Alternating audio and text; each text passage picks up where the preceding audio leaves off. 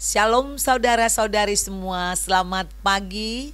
Jumpa lagi dengan saya Pendeta Deborah Dumasisyani Partambunan dari CBM 7 TV dalam acara Wisdom in the Morning yang selalu berkata no Bible, no breakfast. Setiap pagi kita akan terlebih dahulu merenungkan firman Tuhan dari kitab Amsal, sehingga di dalam kita beraktivitas sepanjang hari, tingkah laku kita, karakter kita dipimpin dan diterangi oleh Roh Kudus melalui firman-Nya.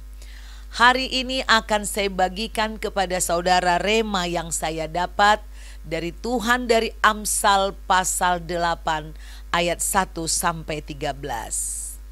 Judulnya Wejangan Hikmat.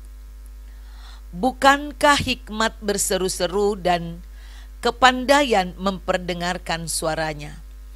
Di atas tempat-tempat yang tinggi di tepi jalan, di persimpangan jalan-jalan, di sanalah ia berdiri. Di samping pintu-pintu gerbang, di depan kota, pada jalan masuk ia berseru dengan nyaring.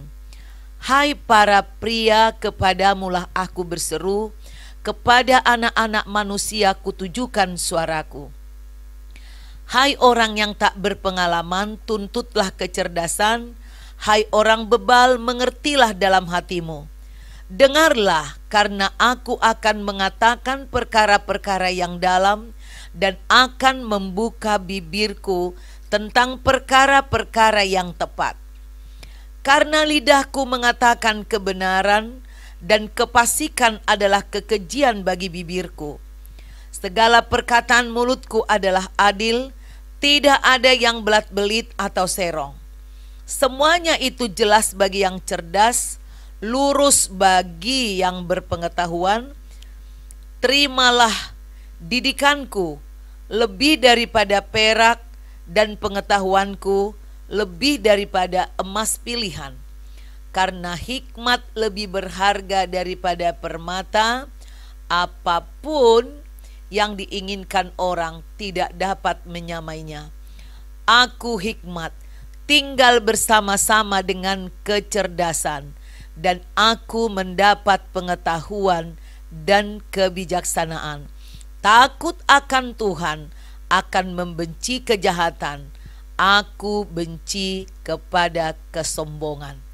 Saudaraku, kalau kita melihat di ayat ini, ya, dikatakan di ayat 1 tadi bahwa hikmat, ya, berseru-seru di tempat yang rame. Dikatakan gini, di pintu-pintu gerbang.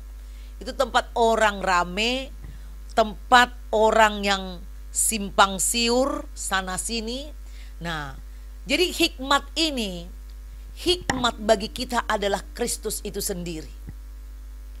Kasih karunia-Nya, kuasanya. Nah, hikmat ini seakan-akan seperti menginginkan, ya, sehingga dia harus berbicara di tempat yang ramai. Nah, Kristus mengajar kita tentang kasih Bapa. Meskipun ada penderitaan, kesengsaraan, tetapi oleh Roh Kudus, Kristus mengajar kita. Nah, hikmat Kristus jelas bertentangan dengan segala kefasikan, dengan kesombongan, dengan tipu muslihat. Hikmat dari Tuhan itu ingin memulihkan gambar Elohim atau citra Elohim di dalam diri manusia yang sudah dirusak oleh dosa. Oleh karena itu saudaraku, Amsal 8 ayat 1 sampai 13 ini seperti menunjukkan bahwa meskipun kita anak-anak Tuhan di dalam berjemaat, banyak orang menganggap dirinya bodoh. Ya, memang aku bodoh. Tapi setelah itu dia tidak mencari Tuhan, namun malah kebodohannya dia anggap untuk bisa melakukan kefasikan atau kesombongan atau dusta. Ada juga orang tidak berniat buruk, tapi orang yang seperti ini sangat mudah diseret oleh orang fasik atau orang jahat yang terpandang, sehingga orang seperti ini kehilangan integritasnya, ya.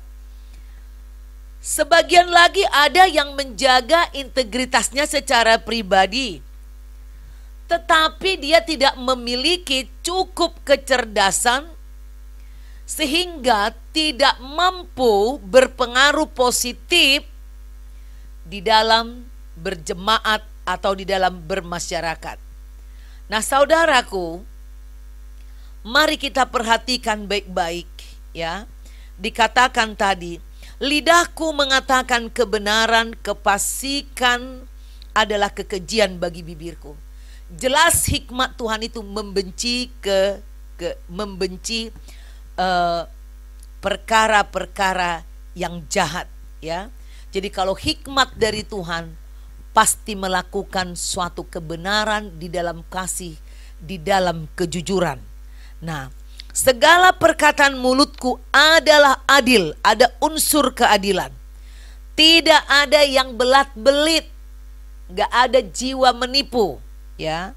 Terimalah didikanku, artinya ini tadi integritasnya, sama perkataan dengan yang perbuatnya, lurus, ya. Terimalah dirikanku lebih daripada perak.